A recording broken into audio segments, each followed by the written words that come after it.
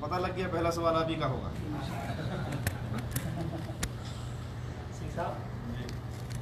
جب خدیجہ رضی اللہ تعالیٰ عنہا نے جب جبریل علیہ السلام کو اللہ سبحانہ و تعالیٰ نے کہا کہ جبریل علیہ السلام آپ میرے سلام کرو، تو انہوں نے ریپلے میں کیا جواب دیا جاننا، کیونکہ اللہ تو سلامتی والا ہے، اس کو تو کسی کی ضرورت نہیں ہے، تو انہوں نے ریپلے میں کیا جواب دیا؟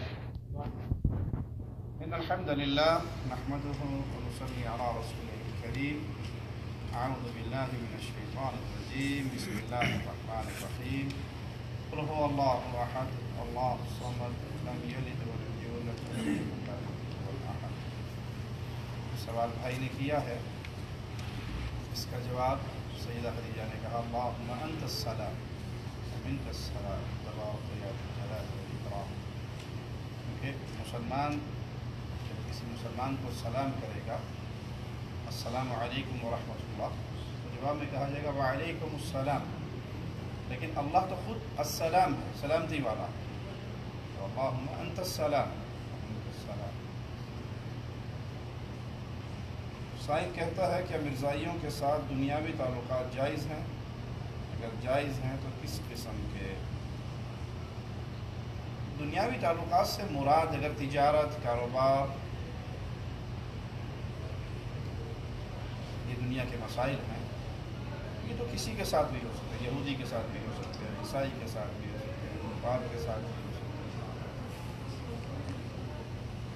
جو دل کی محبت ہے وہ مومن کی صرف مومن کے ساتھ ہے، وہ کسی مرتد کے ساتھ، کسی کافر کے ساتھ اور کسی بد عقیدہ کے ساتھ نہیں ہو سکتی، اس کے لیے شرط ہے کہ وہ اہل ایمان ہیں۔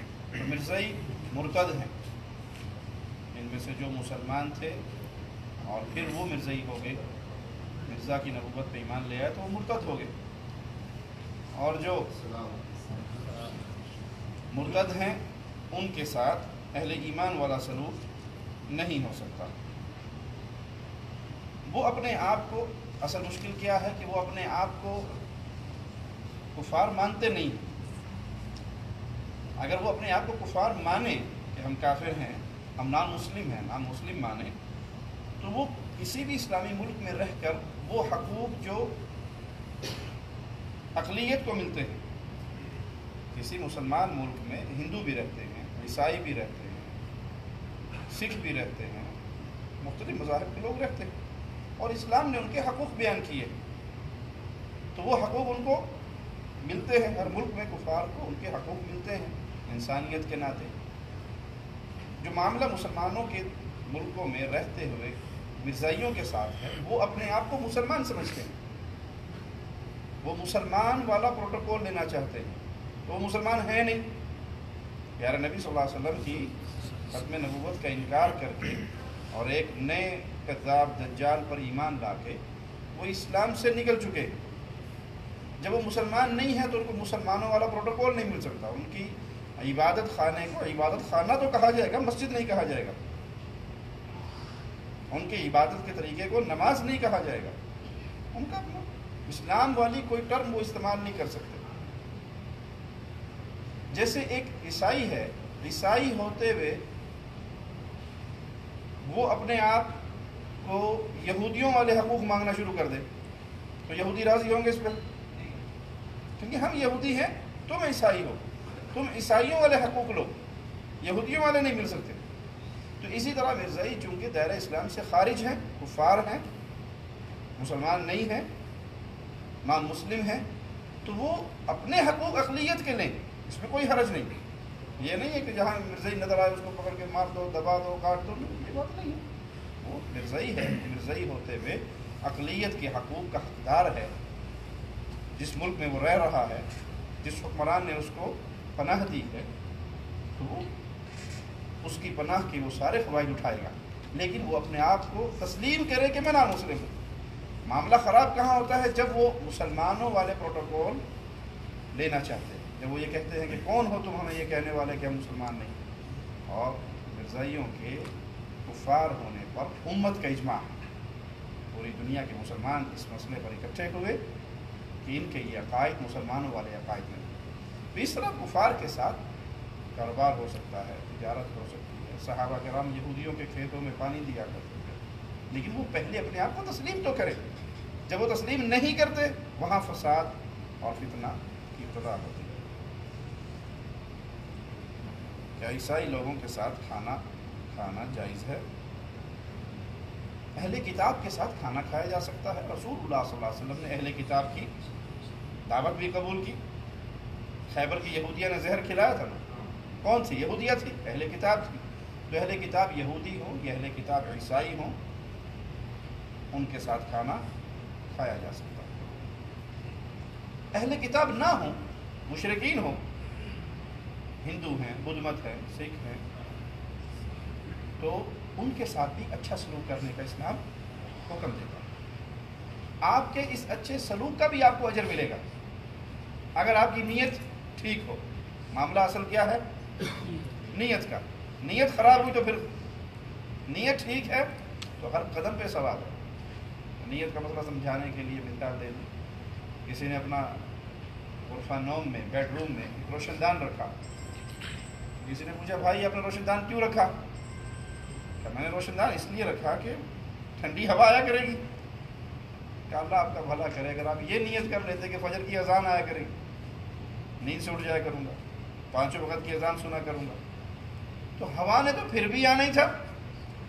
اس روشن دان کے بنانے پر بھی آپ کو اللہ اجر و ثواب سے نوازتا ہے. تو اگر آپ ایک نان مسلم کے ساتھ اچھا سلوک کر رہے ہیں اور دل میں نیت کیا ہے کہ میرے اچھے سلوک سے متاثر ہو کر یہ مسلمان ہو جائے, میں اس کو اسلام کی بات پہنچاؤں, تو اس کو کھانا کھلانا, اس کو ہدیہ دینا, اس کو تحفہ دینا, اس کے ساتھ اچھا سلوک کرنا, یہ تمام معاملات آپ کے لیے باعث اجر و ثواب. کیونکہ اسلام اچھے اخلاق کی تعلیم دیتا ہے, اچھے اخلاق کا درس دیتا ہے. یہ نہیں ہے کہ آپ کے پڑوس میں کوئی نان مسلم ہے تو آپ اس کے ساتھ انتہائی برا سلوک کریں. اس کی اسلام نے اجازت نہیں دی ہے, بلکہ آپ اس کے ساتھ اگر مسلمان ہے تو وہ اچھے سلوک کا حقدار ہے. لیکن اگر وہ نان مسلم ہے اور اس کو آپ نے اسلام کی طرف قائل کرنا ہے تو آپ اس کی مدد بھی کریں, اس کی ساتھ اچھا سلوک بھی کریں, اس کی سپورٹ بھی کریں, مالی دنیاوی ہر لحاظ سے.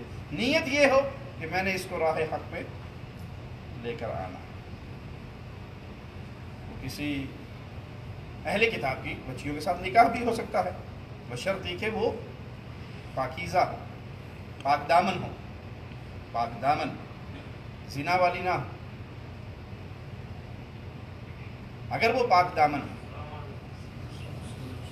اور آج کل تو اکثریت ان کی لادین ہو چکی ہے, ملحد ہو چکی ہے, مذہب کو مانتی نہیں. اگر وہ اپنے مذہب کو مانتی ہے, اپنے نبی کو مانتی ہے, اور پھر زنا اور بدکاری کے راستے پہ نہیں چلتی, پاک دامنی کے راستے پہ چلتی ہے, تو مسلمان اس سے شادی کر سکتے ہیں. کسی ایک اہل کتاب میں سے کسی نے کسی مسلمان عالم سے سوال کی, اعتراض کرتے ہوئے کہ آپ کے ہاں یہ فتویٰ تو ہے کہ اہل کتاب لڑکی سے شادی ہو سکتی ہے, لیکن آپ کسی اہل کتاب لڑکے کی اپنی مسلمان لڑکی سے شادی کے قائل نہیں ہیں. یہ کیوں؟ آپ یہ کہتے ہیں کہ عیسائی لڑکی سے شادی ہو سکتی ہے, لیکن یہ کیوں نہیں کہتے کہ کسی مسلمان بچی کی کسی عیسائی لڑکے سے بھی ہو سکتی ہے؟ تو بڑا پیارا جواب دیا اس عالم نے. کہنے لگا تمہارے نبی ہیں عیسیٰ, ان کے نبی ہیں عزیر, ہم نے موسیٰ کو بھی مانا, عیسیٰ کو بھی مانا, تمام انبیاء کو مانا, اور پھر ہمارے نبی آئے محمد صلی اللہ علیہ وسلم, ہم نے ان کو بھی مانا. تو ہم تمہارے نبی کو مانتے ہیں, اس لیے ہم تمہاری بیٹی سے شادی کر سکتے ہیں. تم ہمارے نبی کو نہیں مانتے, تم ہمارے نبی کو نہیں مانتے. اور اگر تم عیسیٰ کو ماننے کے بعد محمد صلی اللہ علیہ وسلم کو مان لیتے تو مسلمان ہو جاتے. ہم تمہارے نبی کو مانتے ہیں, اس لیے ہمیں بینیفٹ یہ ملا ہے کہ ہم تمہاری بیٹی سے شادی کر سکتے ہیں. اگر تم عیسیٰ علیہ السلام کے بعد, موسیٰ علیہ السلام کے بعد عیسیٰ کو مانتے, پھر محمد صلی اللہ علیہ وسلم کو مانتے, تو ہمارے بھائی بن جاتے. جی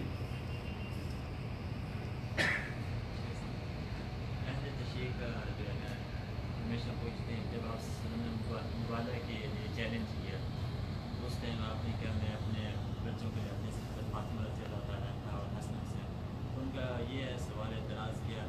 ابو بکر عمر کو کیوں نہیں لے گئے اور ازواج مطہرات کو کیوں نہیں لے گئے؟ کیونکہ قرآن سوال یہ ہے بھائی نے کہ اہل بیت ہیں کون؟ اصل سوال یہ ہے کہ اہل بیت کون ہے، اور مباہلے کے وقت اللہ کے نبی صلی اللہ علیہ وسلم سیدہ فاطمہ کو اور ان کی اولاد کو لے کر گئے۔ تو بھائی اہل بیت سے مراد بیت والے، گھر والے۔ گھر والوں میں سب سے پہلے کون آتا ہے؟ گھر والی ہیں۔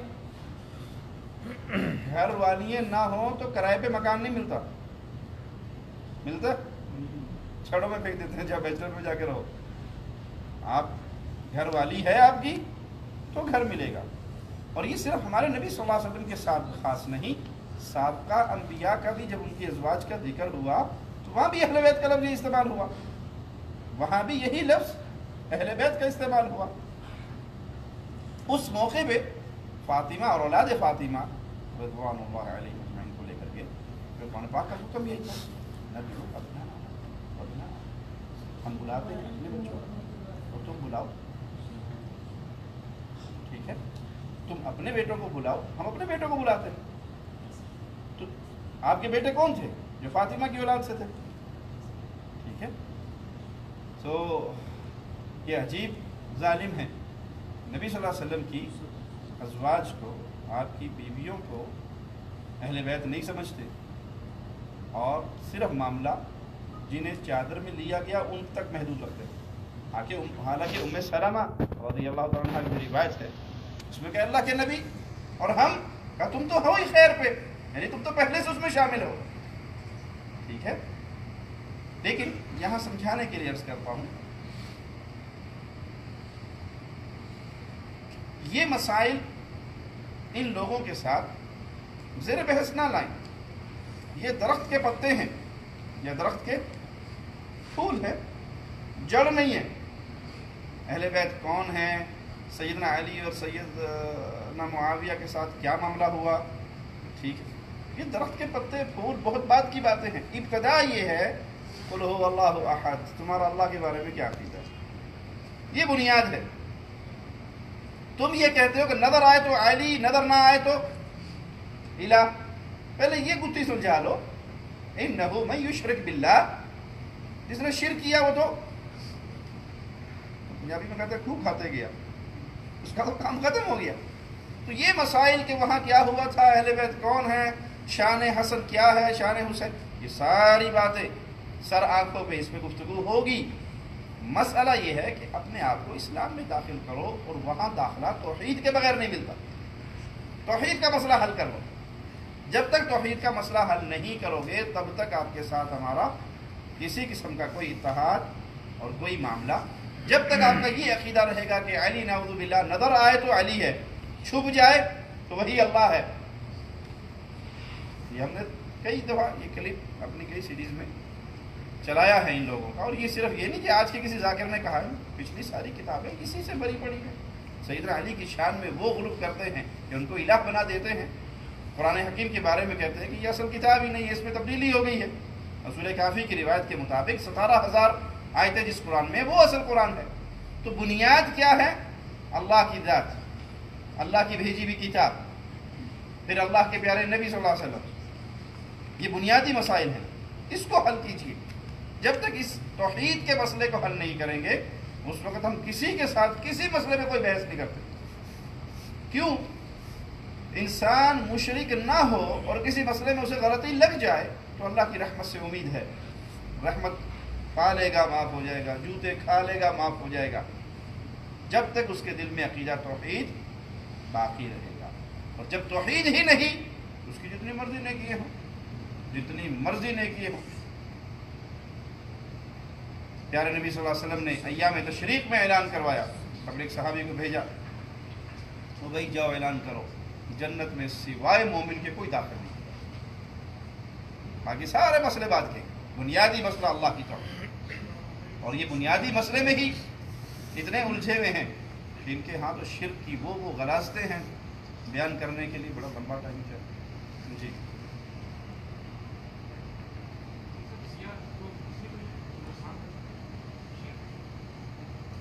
جن کے یہ عقائد ہیں، جو اللہ کی توحید میں سیدنا علی کو، سیدنا حسن و حسین کو شریک ٹھہراتے ہیں، شرک اکبر کرتے ہیں، قرآن حکیم کو تبدیل شدہ کلام سمجھتے ہیں، نعوذ باللہ ثم نعوذ باللہ، اللہ کے لیے بدعہ کا عقیدہ رکھتے ہیں کہ ایک چیز کا ظہور ہو جاتا ہے پھر اللہ کو پتہ لگتا ہے، پہلے سے نہیں پتہ۔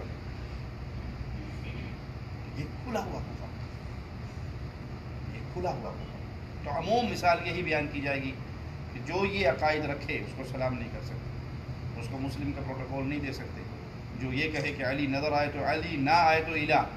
کیا فرق ہے عیسائیوں میں اور ان میں، اس عقیدہ رکھنے والوں میں اور عیسائیوں میں کیا فرق ہے؟ وہ کہتے ہیں عیسیٰ وہی تو اللہ ہے، تو یہ کہتے ہیں کہ علی وہی تو اللہ ہے۔ تو شرک اکبر ایک ایسا جرم ہے جہاں یہ موجود ہوگا وہاں اس کے ساتھ سب سے پہلے اسی پر کلام کیا جائے۔ جی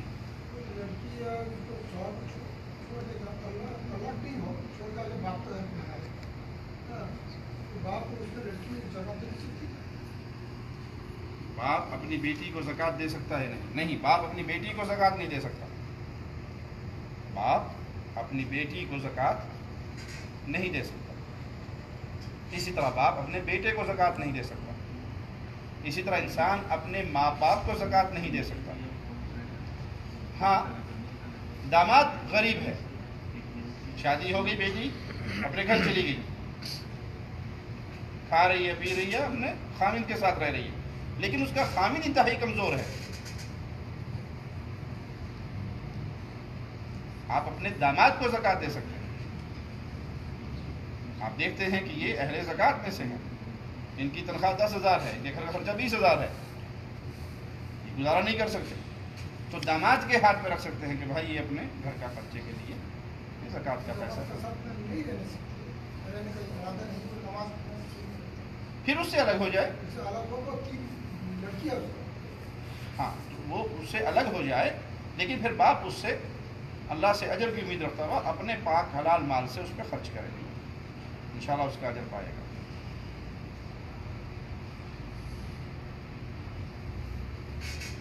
جی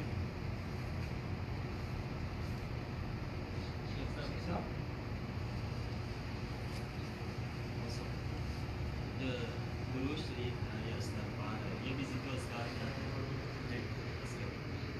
بھائی نے سوال کیا ہے کیا درود شریف ذکر میں آتا ہے؟ بہت بڑا ذکر، معمولی ذکر نہیں، بہت بڑا ذکر کہ اس کے پڑھنے سے ایک حدیث میں یہاں تک صراحت آتی ہے کہ اگر ایک انسان اپنی دعا کا سارا وقت اللہ کے پیارے نبی صلی اللہ علیہ وسلم پہ درود پڑھتے ہوئے گزار دے تو اللہ اس کا ہم غم، اس کی ٹینشن، اس کی فکر ختم کر دے گا، اور بغیر سوال کیے اس کی تمنائیں پوری ہو جائیں گی۔ یہ کچھ خاص دعائیں ہیں جس پہ اللہ کے نبی صلی اللہ علیہ وسلم نے اتنی عظیم خوشخبریاں سنائی ہیں، جیسے لا الہ الا انت سبحانک انی کنت من الظالمین۔ اس کے لیے پیارے نبی صلی اللہ علیہ وسلم نے بڑی عظیم خوشخبری سنائی کہ کسی کو کوئی پریشانی ہو وہ ان الفاظ میں دعا کرے جن الفاظ میں کس نے کی تھی؟ الفاظ کیا تھے؟ لا الہ الا سبحانک انی، لا الہ الا انت، تھے کہاں؟ مچھلی کا پیٹ، مچھلی کے پیٹ کا اندھیرا، پھر سمندر کی تہہ کا اندھیرا، اندھیروں پہ اندھیرے، اور ان ظلمات میں سے آواز لگائی، اندھیروں میں سے پکارا لا الہ الا انت، اے اللہ میں مشکل میں پھنسا ہوا ہوں۔ سادہ ترجمہ یہی ہوگا نا، مشکل میں تھے یا نہیں تھے؟ مشکل میں پھنسا ہوا ہوں، لا الہ الا انت، تیرے علاوہ کوئی مشکل کشا نہیں ہے۔ جب ہم یہ کہتے ہیں کہ اللہ کے علاوہ کوئی مشکل کشا نہیں، کہاں سے نکال لیا ترجمہ آپ نے؟ بھائی یہ یونس علیہ السلام مچھلی کے پیٹ میں پڑے ہیں اور وہاں سے کہہ رہے ہیں لا الہ الا انت، اے اللہ تیرے علاوہ کوئی مشکل کشا نہیں، میں مشکل میں پھنسا ہوں، تو پاک ہے، غلطی مجھ سے ہوئی۔ تو خالق و مالک نے جواب میں کیا فرمایا؟ کہ اگر مجھے یونس علیہ السلام مچھلی کے پیٹ میں نہ پکارتے یہ قیامت تک اسی کے پیٹ میں رہے. یوں ترجمہ کرنے تھے کہ لوگ قبروں سے نکل کے آتے اور یہ مچھلی کے قیامت تک اسی میں ہی رہتے. یونس علیہ السلام نے کس کو پکارا؟ کہاں؟ سمندر کی تہ میں، مچھلی کے پیٹ میں. اللہ نے آزادی دے دی نا. اسی لیے ہم کہتے ہیں بھائیو، نبیوں نے اللہ کو پکارا، بزرگوں نے اللہ کو پکارا، ولیوں نے اللہ کو پکارا. تو جب بھی کوئی تکلیف آئے، کوئی پریشانی آئے، کوئی غم آئے تو کثرت سے اس کو پڑھیں، لا الہ الا انت سبحانک انی کنت من الظالمین. پنجابی میں کہتے ہیں جتنا گڑ انا میٹھا. جتنا گڑ ڈالتے جاؤ گے، ہم چائے پینے والے نہیں ہیں، دودھ پینے والے سے دودھ کی مثال دیں گے، جتنا گڑ ڈالتے جاؤ گے دودھ اتنا میٹھا ہوتا جائے گا نا. تو آپ کو بھائی جتنی ٹینشن ہے، جتنی پریشانی ہے، اللہ کے لیے اعلیٰ مثال، خالق و مالک کے لیے، مولا کے لیے اعلیٰ مثال. سمجھانے کی عرض کرتا ہوں. آپ کے دروازے پہ ایک فقیر آ گیا،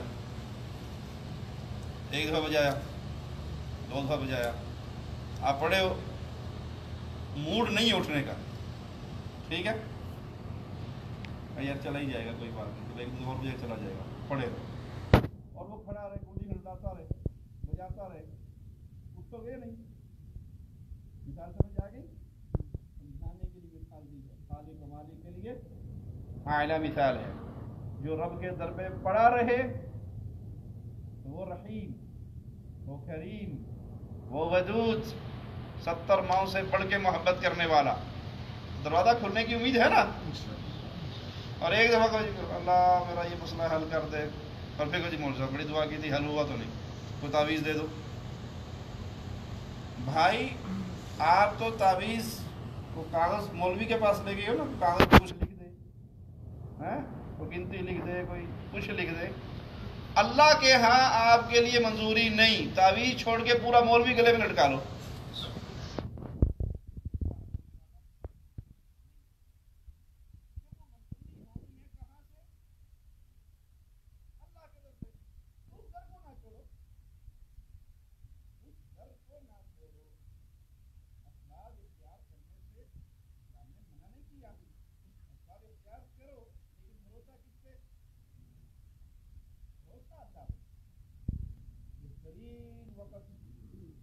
دعائیں قبول کروانے کا جس سے ہماری اکثریت محروم رہتی ہے، اللہ کہنے والے کو سب سے پہلے توفیق دے، اور پھر ہر سننے والے بھائی کو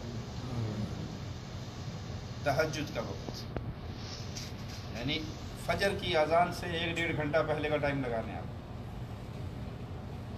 یہ رات کا بہترین وقت ہے. اتنا بہترین ہے کہ رات کی آخری پہر میں اللہ خالق، اللہ اپنی شان کے مطابق آسمان دنیا پہ نزول فرماتا ہے. اور آواز کیا لگتی ہے کوئی سوال نہیں ہے، کوئی مانگنے والا ہے، کوئی سوال کرنے والا. اور ہماری اکثریت جی سوئی ہوتے ہیں نا، اور صبح اٹھ کے جھوٹ کیا بولتے ہیں، ساڑھی سنتا ہماری سنتا ہی نہیں ہے. آپ سناتے ہی نہیں ہیں، آپ مانگتے ہی نہیں ہیں، آپ اس قیمتی وقت کو استعمال ہی نہیں کرتے. اچھا عرفے کا دن کسی کو مل جائے بندہ خوش نصیب ہے یا نہیں؟ میدان عرفات میں پہنچا ہوا ہوگا،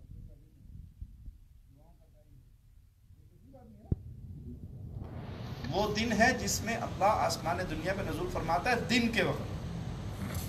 لیکن ہر رات کا اعلان بھی موجود ہے. یہاں پورے سال انتظار کرنے کی ضرورت نہیں کہ عرفہ کا دن آئے گا دعائیں مانگیں گے. وہاں کی دعاؤں کی اپنی فضیلت ہے، لیکن ہر رات کی فضیلت بھی تو موجود ہے بھائی. رات کی آخری پہر میں آسمان دنیا پہ زمین و آسمان کا خالق و مالک، میرا اور آپ کا مولا نزول فرماتا. تو اپنی دعاؤں کو، اپنی درخواستوں کو اس وقت پیش کیجیے، اور زبان سے پہلے وہ دعا دن سے نکلے. دیکھیں سمجھانے کے لیے مثال دیتا ہوں.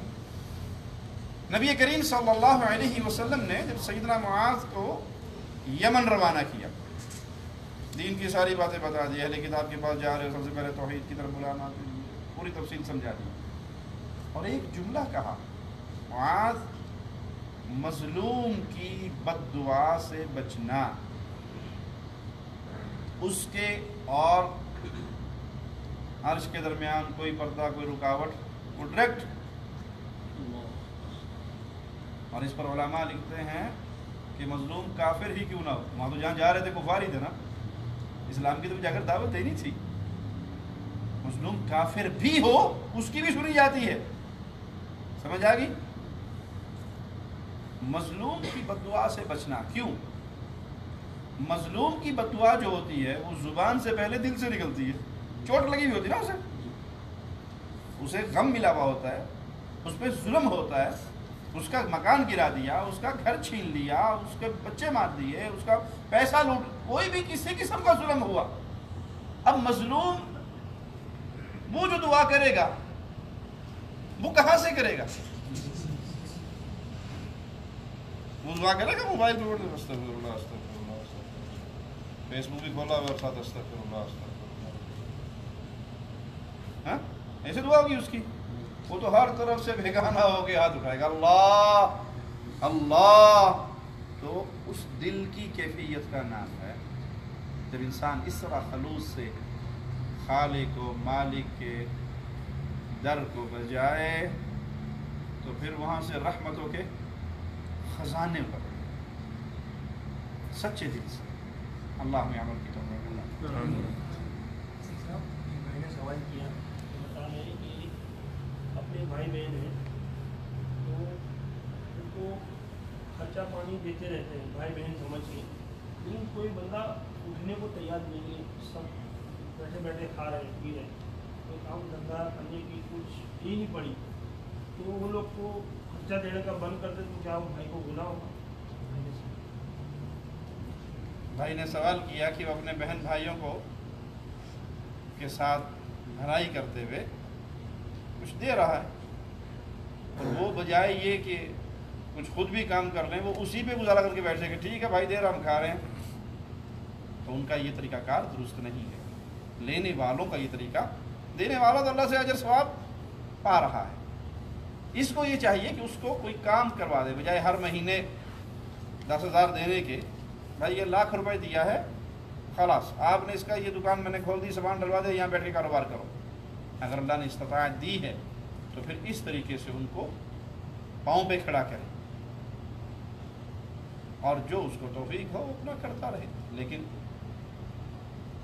انسان کسی کے سہارے پہ ایسے گر جائے کہ کام کاج چھوڑ دے اور سارا بوجھ اسی پہ ڈال دے، یہ نہ شرعاً درست ہے اور نہ ہی اخلاقاً یہ بات درست ہے. شیخ صاحب ہمارے وہ ہم سارے ہیں مشرق ہیں بالکل ایک دم، وہ اپنے بچوں اور بچیوں کو لے کے جاتے ہیں دربار پہ، ادھر بیٹھ کے قرآن پڑھتے ہیں، اور ان میں سے ایک اہل حدیث ہوا ہے اس کی بھی تقریباً وہ عزت نہیں کرتے، وہ بھی روٹی ادھر ادھر سے کھا لیتا ہے جو اہل حدیث لوگ گھر ہے، اور نہایت ہی غریب ہے وہ، ان کو صدقہ دینا کیسا ہے؟ جو شخص اہل شرک میں سے نکلا ہے اور اس کا سارا خاندان ہی انہی عقائد پہ، قبروں پہ سجدے اور قبروں کے طواف اور قبروں کے نذرانے، تو اہل توحید جو اس علاقے کے ہیں ان کا حق بنتا ہے کہ وہ ایک بندہ نہیں کر سکتا تو 5 7 8 10 لوگ مل کے اس کے ساتھ وہی صورت نہ بنائے کہ ہر مہینے اسے دیتے جائیں اور وہ بیچارہ آپ کی امید پہ بیٹھا رہے. اس کو کوئی چھوٹا موٹا کاروبار یا کوئی اس کو کوئی کام کاج میں ایسا لگا دے جہاں وہ اپنا روزگار چلا لے. تو یہی تو وہ انداز تھا جو پیارے نبی صلی اللہ علیہ وسلم کے انصار صحابہ نے ادا کیا تھا کہ جب مہاجرین آئے تھے تو دروازے کھول دیے. تو آج بھی اگر اہل شرک میں سے کوئی شخص اپنے عقائد سے توبہ کر کے آتا ہے اور ان کے گھر والے اسے نکال دیتے ہیں، اس کا اخراجات اٹھانا سے انکار کر دیتے ہیں، تو پھر اہل ایمان بھائیوں پر ذمہ داری بنتی ہے کہ وہ ان کی مدد کریں. تو اس کے گھر والوں کو صدقہ دینا، جو اس کے بیوی بچے ہیں وہ ہاں جی، اگر وہ شادی شدہ ہے، بیوی بچے ہیں، تو جب تک اس کا کہیں روزگار کا سلسلہ نہیں بنتا تو اس کے گھر میں अखराजात पहुँचाना। मुशरक है वो बहुत ज़्यादा, यानी बज़ाते खुद हमने उसकी देखा है बीवी कि बच्चे भी जब उसी अकीदे पर हैं, उसी के हैं, सिर्फ वो अकेला ठीक हुआ है। अकेला बस वो। हाँ, तो उसको उस अकेले को दीजिए, वो फिर अपना घर का जो सिस्टम है वो चलाए और साथ में समझाएं कि वो ये तौहीद की दावत अपनी बीवी को दे। अगर तो वो तब्दील हो रही है, भले हल्के हल्के हो रही है और उसमें इस्लाह की उम्मीद नज़र आ रही है, तो इस्लाह करता रहे। और अगर वो एकदम अपने उस अक़ीदे पे, शिर्क अकबर पे बाकी है, तो फिर उसके वो निकाह में नहीं रह सकती, मुशरिका मवाहिद के निकाह में नहीं रह सकती। जबकि वो शिर्क अकबर करती हो, वाज़ेह शिर्क करती हो, तो वो किसी मवाहिद के निकाह में नहीं रह सकती और ना ही मवाहिद के लिए जायज़ है। अगर तो वो समझता है कि मैं इसको दावत दे रहा हूँ, ये तब्दील हो रही है, 10% होगी, 20 होगी, मैं रोज़ इसे कुछ ना कुछ पढ़ाता हूँ, दरस देता हूँ, समझाता हूँ, किताबें पढ़ाता हूँ, कुरान का तर्जुमा सुनाता हूँ, उलमा की तकरीरें सुनाता हूँ, ये चेंज हो रही है तो मेहनत करता रहे, अल्लाह से दुआ करता रहे। और अगर वो समझता है कि नहीं, ये अपने अकायद से नहीं फिरेगी और वो भी डट के कहती है कि मेरे यही अकीदे हैं, मैंने कब्रों पर सजदे करने हैं, मैंने कब्रों का तवाफ़ करना है, मैंने गैरुल्लाह को पुकारना है, तो फिर उसके साथ निकाह बाकी नहीं है। जी, कोई हर नहीं, आप खड़े हो गए। विरासत के बारे में सवाल पूछना जी, विरासत के बारे में कि अगर एक भाई अपनी बहनों को विरासत का हक देना चाहता है तो वो देने से इनकार कर देगा, क्या इसकी भाई ने सवाल किया है कि अगर भाई बहनों को हक देना चाहे लेकिन बहनें लेना ना चाहें तो उसके बारे में क्या है। प्यारे भाई, असल में हमारी जो माशरती सोचें हैं, क्योंकि हिंदवाना माशरा है, उनके साथ रहते हुए उनके दीन मज़हब से काफ़ी ज़्यादा आदात से मुतासर हैं। बहनें इसलिए नहीं लेती कि वो जानती हैं कि सारी उम्र ख़ानदान उनका दाना देगा। भाई का नाक कटवा दिया था ना, 5 मरले लेकर, क्या तू अमीर हो गई थी? अक्सर तो भाई टूट जाते, मिलते ही नहीं है, बात नहीं करते, ताल्लुक़ नहीं रखते। क्यों? इसने मुझे ख़ानदान में जलील करवाया, हक़ लिया अपना, और हमारे ख़ानदान में रिवाज नहीं है बहनों को हक़ देने का, इसने ज़बरदस्ती लिया। तो वो कह देते हैं भाई या ज़मीन ले ले या भाई ले ले, ज़मीन लेगी तो भाई नहीं मिलेगा, भाई से मिलना है तो ज़मीन नहीं। तो बहन बेचारी जलती सड़ती कहती नहीं भाई मुझे ज़मीन नहीं चाहिए, तू मुझे मिलता रहे, प्यार मोहब्बत से मेरे सर पे हाथ रखता रहे, ठीक है। अगर तू मेरा ताल्लुक़ मेरे से तोड़ लेगा तो मेरे ससुराल में पता नहीं क्या सलूक करेंगे, जब उन्हें पता लग जाएगा इसके पीछे कोई है नहीं, मारेंगे पीटेंगे, तो मैं कहाँ जाऊँगी। इस वजह से बहनें मजबूर होके कह देती हैं कि हम नहीं लेती। अहले ईमान दीनदार भाइयों को चाहिए कि बहनें भले इनकार करें, वो ज़बरदस्ती उनका हक़ निकालें और उनको देकर आएँ।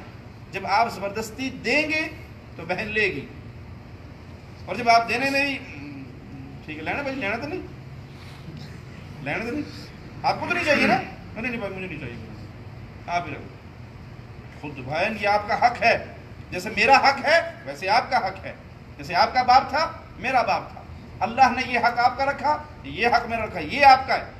आप लेके मस्जिद बनवा दो, नहीं चाहिए आपको, मस्जिद बनवा दो, मदरसा बनवा दो, कुएं खुदवा दो, अपनी आखिरत के लिए कुछ कर लो।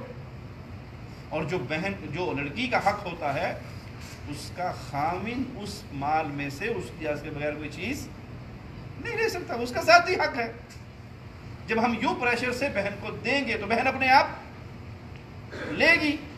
और जब बहन ने एक दफ़ा कह दिया जी चलो भाई मैं आपको माफ़ करती हूँ, बड़ी मेहरबानी, बाजी हो तो आप जैसी हो माशाअल्लाह तबारकल्लाह, अब उसका दिल चाहता भी होगा लेने का तो वो अंदर अंदर से डरेगी। तो चूँकि माशरे के अंदर ये सोच बन चुकी है, हालात ऐसे हो चुके हैं, इसलिए बहनें डरती हैं बेचारियाँ कि भाई ताल्लुक़ तोड़ लेंगे। भाई कहेंगे मकान ले लिया, गोली मार दूँगा, गोली नहीं मारूंगा, कम से कम तेरा मुँह नहीं देखूँगा, मरने में भी नहीं आऊँगा, ठीक है। इस रिवाज को ख़त्म कीजिए, जिसका जो हक़ है उसको दीजिए। जी भाई,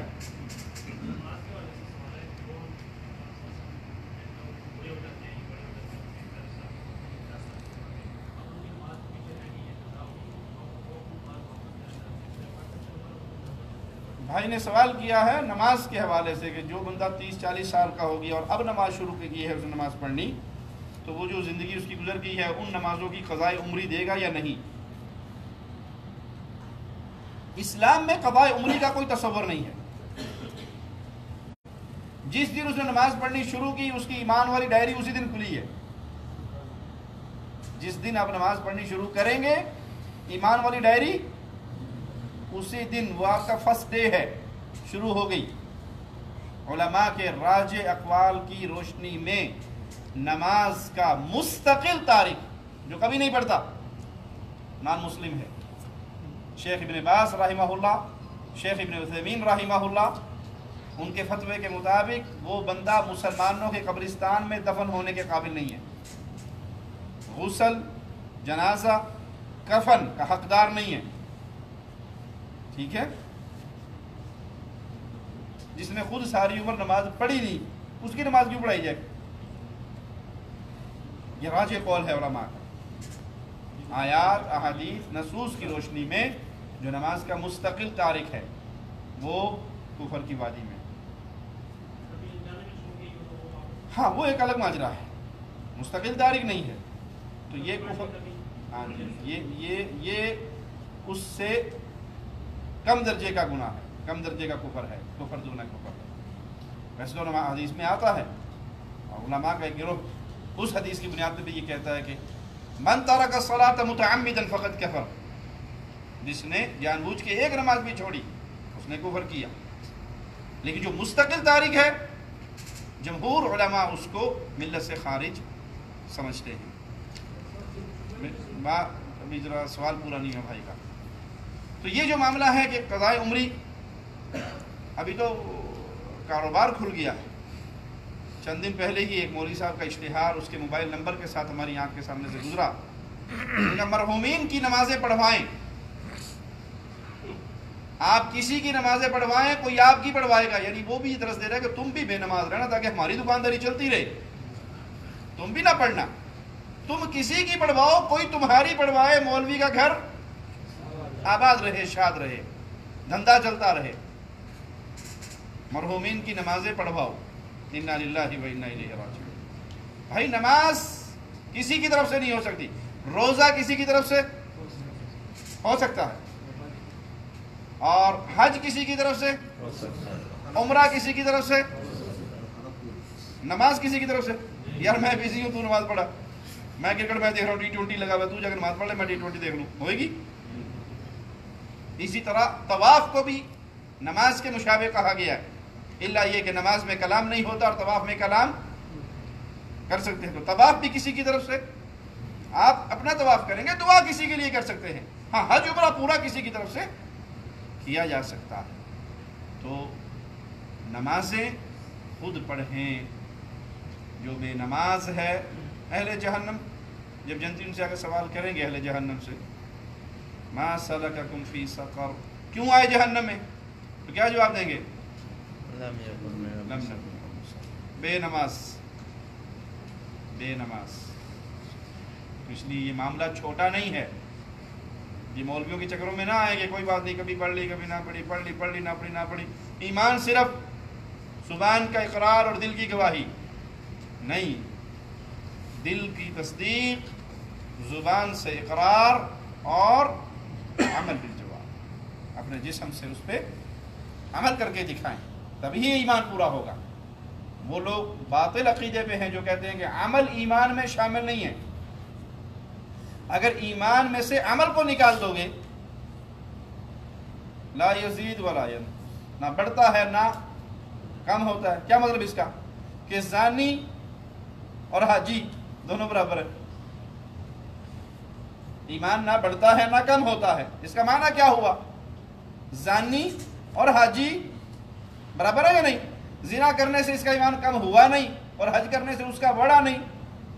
یہی قرآن کے بھی خلاف ہے, حدیث کے بھی خلاف ہے, صحابہ کے فہم کے بھی خلاف ہے. جی بزرگوں,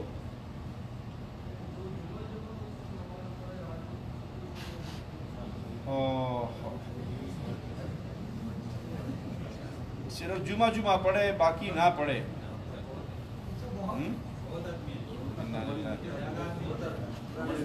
میں آپ کو ایک حدیث سناتا ہوں اس مسئلے پہ. یہ جمعہ تو بہت دور کی بات ہے, اس سے بہت قریب کی بات سناتا ہوں. نبی کریم صلی اللہ علیہ وسلم کو ایک منظر دکھایا گیا قبر کا, کہ ایک شخص لیٹا ہوا ہے, اور ایک فرشتہ اس کے سر پہ مقرر ہے، جس کے ہاتھ میں پتھر ہے، چٹان ہے، وہ اٹھاتا ہے اور اس کے منہ پہ مارتا ہے، اس کے سر پہ مارتا ہے، اور اس کا سر ریزہ ریزہ ہو جاتا ہے، اور وہ پتھر دور جا کے گرتا ہے۔ یہ اٹھانے کے لیے جاتا ہے، اتنے اس کا سر اللہ اس کو پھر ٹھیک کر دیتا ہے، وہ پھر اٹھا کے لاتا ہے اور پھر مارتا ہے، وہ پھر دور گرتا ہے، اور یہ سلسلہ جاری و ساری ہے کب تک؟ قیامت تک جاری رہے گا اس کے ساتھ، جب تک اللہ چاہے گا یہ عمل جاری ہے۔ آپ نے پوچھا جبرائیل قصور کیا ہے اس کا؟ کہا یہ فرض نماز کے وقت پہ سوتا رہتا تھا، اٹھ کے پڑھ لیتا تھا۔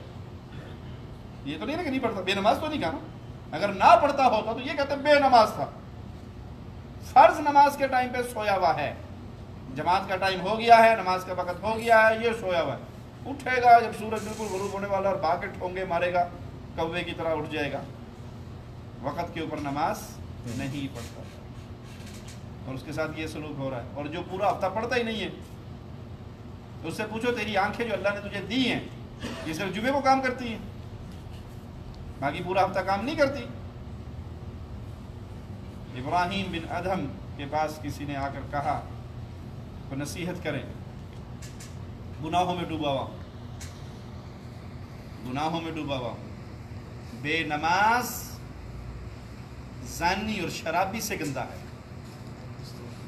زانی اور شرابی سے بھی گندا ہے بے نماز۔ کیوں؟ یہ گناہ ہے اور وہ کفر ہے، سمجھ آئی یا نہیں؟ زنا اور شراب کیا ہے؟ گناہ ہے، اور نماز کا ترک کفر ہے۔ یہ چھوٹا گناہ نہیں ہے۔ تو کہا جب تیرا دل چاہے نا گناہ کرنے کا تو آسمان کے نیچے اور زمین کے اوپر سے نکل جا، کہیں اور چلا جا، وہاں جا کے گناہ کر۔ سبحان اللہ، یہ کیسے ہو سکتا ہے؟ میں اللہ کی اس چھت اور فرش سے کہاں بھاگ سکتا ہوں؟ میں نہیں بھاگ سکتا۔ اچھا پھر یوں کیا کر کہ اللہ کا دیا ہوا رزق نہ کھایا کر۔ سبحان اللہ، زندہ کیسے رہوں گا؟ اچھا کہ ٹھیک ہے، جب گناہ کرنے کا دل کرے وہاں جا کے کر، جب تجھے اللہ دیکھ نہ سکے۔ سبحان اللہ، وہ جگہ کون سی ہے؟ اللہ تو ہر جگہ دیکھ رہا ہے۔ اچھا ٹھیک ہے، پھر یوں کر کہ جب تجھے موت کے فرشتے لینے آئے نا تو کہنا تم جاؤ کسی اور کو لے جاؤ، میری باری، میرا ٹائم میں دل نہیں کر رہا بھی آنے کا، پھر صحیح، پھر صحیح۔ تو کہا سبحان اللہ، اس میں اس کی طاقت کس میں ہے؟ اس کی طاقت کس میں ہے؟ اچھا جب تیرا فیصلہ ہو جائے نا کہ اسے جہنم میں پھینک دو تو ہاتھ چھڑا لینا فرشتوں سے، بھاگ کے جنت میں چلے جانا، میں نے نہیں جہنم میں جانا۔ اور سبحان اللہ، وہاں کون بھاگ سکے گا؟ سن لی ساری باتیں؟ تو جواب میں کہتے ہیں سبحان اللہ، تو اللہ کے گھر میں رہتا ہے، یہ چھت اور یہ فرش گھر نہیں ہے، اس کے نیچے رہ رہا ہے، اللہ کے گھر میں، اللہ کا دیا ہوا گھر ہے یہ جس میں تو رہ رہا ہے، اللہ کا دیا ہوا رزق کھا رہا ہے، اللہ کی نافرمانی کر رہا ہے، وہ تجھے دیکھ رہا ہے، جب تجھے پکڑے گا تو بھاگ نہیں سکتا، جب سزا دے گا تو بچ نہیں سکتا، یہ سارا کچھ تو جانتا ہے پھر بھی اس کو ناراض کر رہا ہے، یہ سارا کچھ جانتا ہے اور پھر بھی اس کو ناراض کر رہا ہے، پھر بھی بغاوت کر رہا ہے۔ کہنے کا میں آپ کے ہاتھ پہ توبہ کرتا ہوں، آئندہ اپنے گناہوں سے کا اعلان کرتا ہوں۔ تو پیارے بھائی، نماز کا ترک کرنا، آپ اس کا اندازہ اس بات سے لگا لیں، طائف میں اللہ کے نبی صلی اللہ علیہ وسلم کے ساتھ برا سلوک ہوا، پتھر برسائے گئے، لہو لہان ہوئے، آسمان سے فرشتہ اترا، اس نے کہا اجازت دو تو پیس دوں آج، اللہ نے اجازت دے دی ہے کہ میرے حبیب سے پوچھ لو، قربان جاؤں رحمت للعالمین پر۔ کہا نہیں، مجھے امید ہے یہ نہ صحیح، ان کی پشتوں سے آنے والی ان کی نسلیں ضرور لا الہ الا اللہ کا اقرار کریں گے۔ کی بد دعا؟ جی